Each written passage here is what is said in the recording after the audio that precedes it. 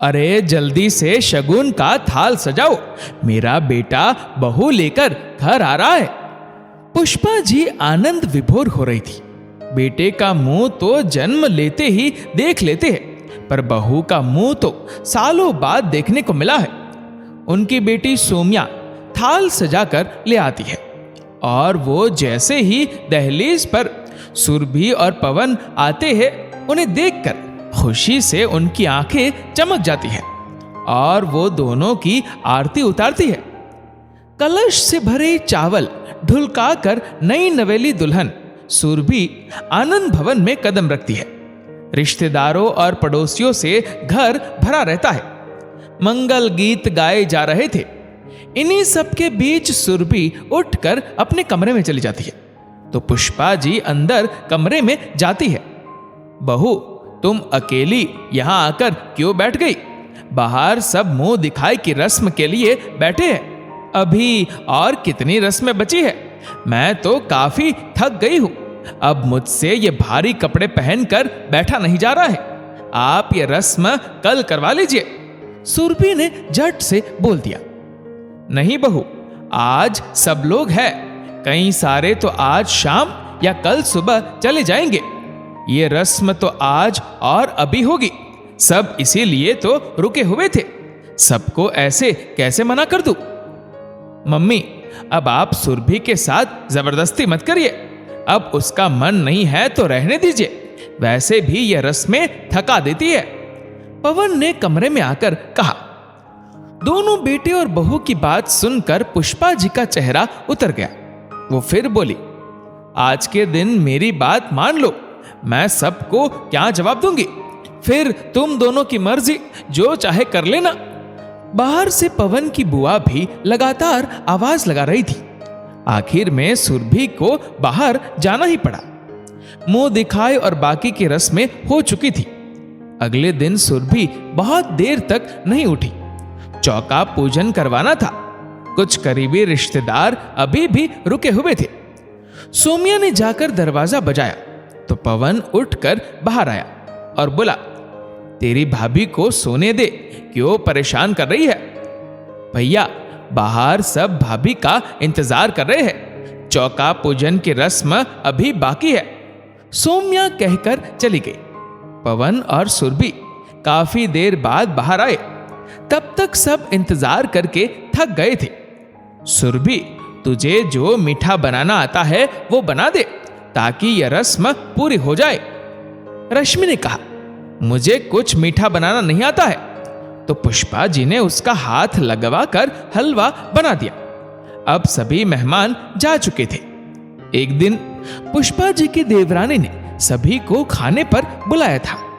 घर से सभी लोग पुष्पा जी, उनके पति देवेश जी, बेटा पवन और बहू सुरभि, सोम्या और छोटा बेटा रौनक भी खाने पर गए थे। पुष्पा जी ने सोचा था कि बहू साड़ी पहनकर अच्छे तरीके से जाएंगी, पर सुरभि तो भारी सा गाउन पहनकर तैयार हो गई। उन्होंने उसे टोका, पर उसके बोलने से पहले ही पवन बोल पड़ा, क्या मम्मी हर बात पर इसे रोका टोकी करती हो? आजकल तो गाउन सभी पहनते हैं। इसने भी तो प्री वेडिंग शूट के लिए ये सब पहना था। फिर अब क्या हो गया? चाची के घर ही तो जा रहे हैं। पवन से बहस करना उन्होंने उचित नहीं समझा। जब वहां गए तो चाचा और चाची को भी अजीब लगा, पर वो भी कुछ नहीं बोले। शादी के कुछ दिनों बाद पुष्पा जी ने कहा, बहू अपने गहने दे दो, मैं लॉकर में रखवा देती हूं।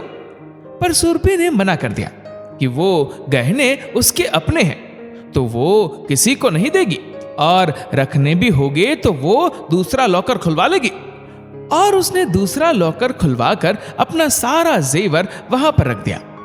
एक दिन सोम्या के कॉलेज में फेयरवेल पार्टी थी। उसने अपनी भाभी सुरभि से एक साड़ी देने को कहा तो सुरभि ने मना कर दिया, तुम मेरी साड़ी खराब कर दोगी। तो सोम्या पुष्पा जी की ही पुरानी साड़ी पहनकर गई। भाभी से उसने फिर कभी दोबारा कोई चीज नहीं मांगी। पुष्पा जी जब भी अपनी बहू सुरभि को किसी गलत बात के लिए मना करती थी या कुछ सिखाने का प्रयत्न करती थी तो सुरभि टका सा जवाब देती थी। ऐसा लगता था कि वो हर समय झगड़ने को ही तैयार खड़ी हुई हो। इन्हीं बातों से आनंद भवन का आनंद जा चुका था। सुरभि हर छोटी बात पर अपनी सास से बहस कर लेती थी और तब तक नहीं छोड़ती जब तक उसकी जीत नहीं हो जाती। वो बेकार की बातों को लेकर अपनी सास से झगड़ पड़ती थी। पुष्पा जी को ये देखकर दुख होता था कि बहू तो बहू, बेटा भी छोटी छोटी बातों का बखेड़ा खड़ा कर देता था। वो दोनों देवेश जी की भी नहीं सुनते थे। जब चाहे तब घूमने निकल जाते थे और जब देखो अनाप शनाप शॉपिंग कर लाते थे। पवन की नौकरी उसी शहर में लगी थी तो वो अपने माता पिता के ही साथ रहता था। इससे उसका अलग से रहने का खर्च नहीं होता था और काफी पैसा देता था, और वो ही पैसा अपनी मौज मस्ती में खर्च करता था। वो अपने भाई रौनक और बहन सोम्या की भी नहीं मानता था।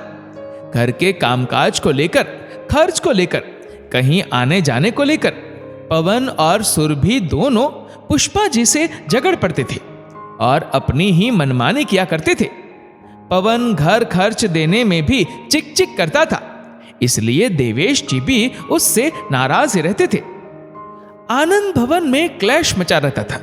दोनों पति पत्नी छोटी छोटी बातों का बतंगड़ बना देते थे। सुरभि हर बात को लेकर झगड़ पड़ती थी, कभी खाने को लेकर, कभी कपड़ों को लेकर, तो कभी कहीं आने जाने को लेकर।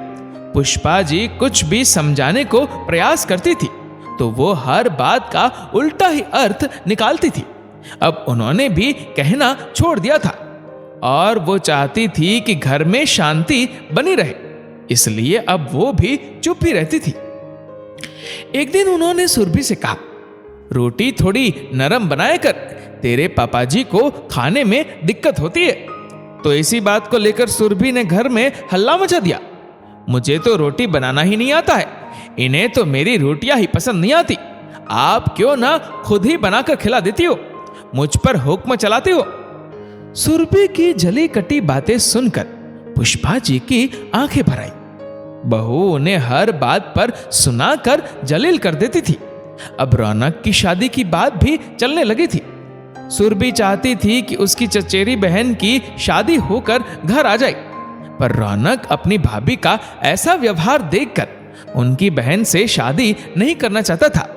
वो एक संस्कारवान लड़की चाहता था जो घर को एक सूत्र में बांध कर रखे और पारिवारिक एकता और प्यार बनाए रखे। विधि को देखकर और उससे बातें करके रौनक को बहुत ही अच्छा लगा और दोनों का विवाह हो गया। विधि घर की छोटी बहू बनकर घर आ गई। पुष्पा जी खुश थी, पर मन ही मन एक डर बैठा हुआ था कि पता नहीं ये बहू कैसी निकलेगी। जब विधि ने घर में पहला कदम रखा तो वो बहुत खुश थी कि उसे इतना अच्छा परिवार मिला है। विधि सबके बीच में बैठकर सबसे प्यार और सम्मान से बातें कर रही थी। तभी सुरभि ने कहा, अंदर कमरे में चली जाओ, यहां इतने लोगों के बीच में घुटन नहीं हो रही है। इतने भारी कपड़े भी पहन रखे हैं। नहीं भाभी, मुझे तो सबके बीच में बहुत ही अच्छा लग रहा है। इतने सारे रिश्तेदार और पड़ोसी एक साथ कहां इकट्ठे होते, सब साथ में बैठकर बातें कर रहे हैं, तो मैं अंदर अकेली क्यों जाऊं? फिर अभी तो मेरी मुंह दिखाई की रस्म भी होगी, मैं तो यहां से हिलूंगी भी नहीं। सुरभि का चेहरा उतर गया और पुष्पा जी ने सुना तो उनका चेहरा खिल गया। शाम तक रस्में चलती रही, पर विधि ने बहुत ही मन से सभी रस्में की। दूसरे दिन चौका पूजन था। विधि समय से उठकर सज धज कर तैयार हो गई और कमरे से बाहर आकर सभी के पैर छूकर आशीर्वाद लिया।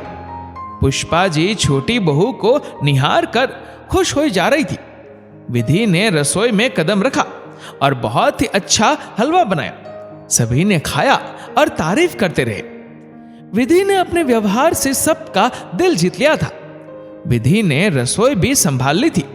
वो बहुत अच्छा खाना बनाती थी और पूरे परिवार को प्यार से खिलाती थी। विधि की चाची सास ने सभी को सह परिवार खाने पर बुलाया, तो विधि ने बहुत ही सुंदर साड़ी पहन ली। तो सुरभि ने टोका, गाउन ही पहन लेती, आजकल साड़ी कौन पहनता है। भाभी, मैं गाउन भी पहनती हूँ, पर जगह देखकर कपड़े पहने जाते हैं। मैं पहली बार चाची जी के घर जा रही हूँ, तो मुझे साड़ी पहनना ही ठीक लग रहा है। मुझे कोई परेशानी नहीं हो रही है, मैं साड़ी भी आराम से पहन लेती हूँ। विधि की बात सुनकर सुरभि को महसूस हुआ कि उसने कितना गलत किया था। सासू माँ ने तो समझाया भी था, विधि को समझाने की कोई जरूरत ही नहीं थी, वो तो खुद ही बहुत समझदार है। एक दिन सभी लोग बाहर चाय पी रहे थे, तो विधि ने अपने गहनों का डिब्बा पुष्पा जी को लाकर दे दिया। मम्मी जी, अब आप ही ये गहने संभाल कर रखवा दीजिए, मैं तो बहुत छोटी हूं, ये सब संभाल नहीं पाऊंगी। विधि, तुम भी अपना अलग से लॉकर खुलवा कर ये गहने उसमें रख दो, मुझसे मांगने तो नहीं पड़ेंगे। पुष्पा जी ने कहा, नहीं मम्मी जी, जब आपका लॉकर है तो मैं अलग से क्यों खुलवाऊंगी, और फिर आपसे मांगने में कैसी शर्म। आप घर की बड़ी है, आप ही ये कीमती जेवर संभाल लीजिए। सुरभि की आंखें शर्म से जमीन में गड़ गई। वहीं रौनक को भी अपनी पत्नी का ऐसा मधुर व्यवहार देखकर बहुत अच्छा लग रहा था, क्योंकि वो भाभी का कटु व्यवहार देख चुका था। विधि छोटी थी पर बड़ी समझदार थी। सास ससुर की पसंद पूछकर उनके लिए वैसा ही खाना बनाती थी। पुष्पा जी की हर बात का मान रखती थी। पुष्पा जी से कभी ऊंची आवाज में बात भी नहीं करती थी। विधि शांति प्रिय और सबसे मिलकर चलती थी। अब सभी घर में विधि विधि करने लगे थे। सुरभि से कोई बात करना पसंद नहीं करता था, ना ही उसे कोई काम बताते थे, क्योंकि विधि ही सब काम कर देती थी। एक दिन सोमिया ने विधि से पूछा, मेरी सहेली की शादी में जाना है तो मैं क्या पहनूं? विधि ने तुरंत कहा, तुम मेरी साड़ियों में से कोई भी पसंद कर लो, साथ में मैचिंग ज्वेलरी भी और पर्स भी। विधि ने अपनी अलमारी खोल दी। विधि ने सोमिया को खुद अच्छे से तैयार किया। आज सोमिया बहुत ही सुंदर लग रही थी। दोनों ननद भाभी का इतना प्यार देखकर सुरभि मन ही मन शर्मिंदा हो रही थी कि उसने सोमिया को साड़ी देने से ही मना कर दिया था। विधि सभी घर वालों की चहेती बन गई थी। इस बात को लेकर सुरभि परेशान रहती थी। उसे समझ आ रहा था कि सबका दिल प्यार और विनम्रता से ही जीता जा सकता है। सुरभि हमेशा अपनी अकड़ में ही रही। उसने सास का अपमान किया, ससुर जी का भी सम्मान नहीं किया, देवर को भी हमेशा तिरस्कृत किया और ननद को कभी बहन नहीं समझा। विधि सभी रिश्तों को निभाकर चलती थी।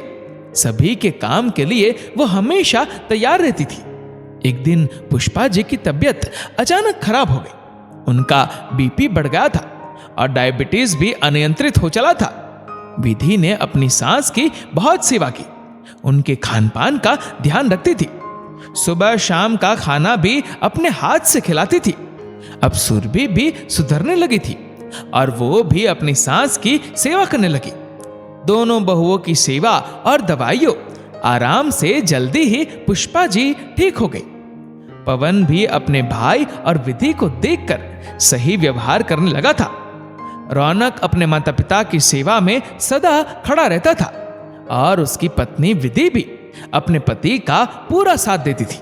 घर के बड़े बेटा बहू होने के बावजूद भी कभी दोनों ने अपनी जिम्मेदारियां नहीं निभाई और हमेशा अपने ही बारे में सोचा। विधि ने घर में कदम रखते ही घर का माहौल बदल दिया। पहले जहां आपस में क्लेश मचा रहता था, वहीं आज घर में शांति और प्यार बिखरा हुआ था। पुष्पा जी और देवेश जी के सामने पवन और सुरभि ने अपनी गलतियों के लिए सच्चे दिल से माफी मांगी, तो दोनों ने अपने बच्चों को माफ कर दिया। आनंद भवन में अब वापस आनंद छा गया।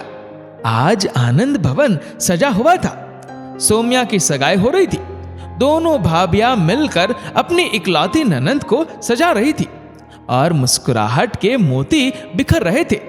दोस्तों, जब घर में बहू संस्कारवान आती है तो पूरे परिवार को अपना बना लेती है और परिवार में एकता और खुशियां छा जाती है। सबको साथ लेकर चलने वाली, सबकी खुशियों के लिए सोचने वाली बहू नसीबों से मिलती है। दोस्तों, इस वीडियो को आप किस तरह से देखते हैं? आपके विचारों और सुझावों को नीचे कमेंट करके जरूर बताएगा।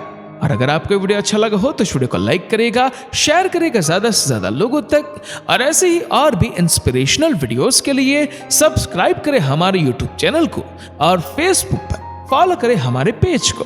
धन्यवाद।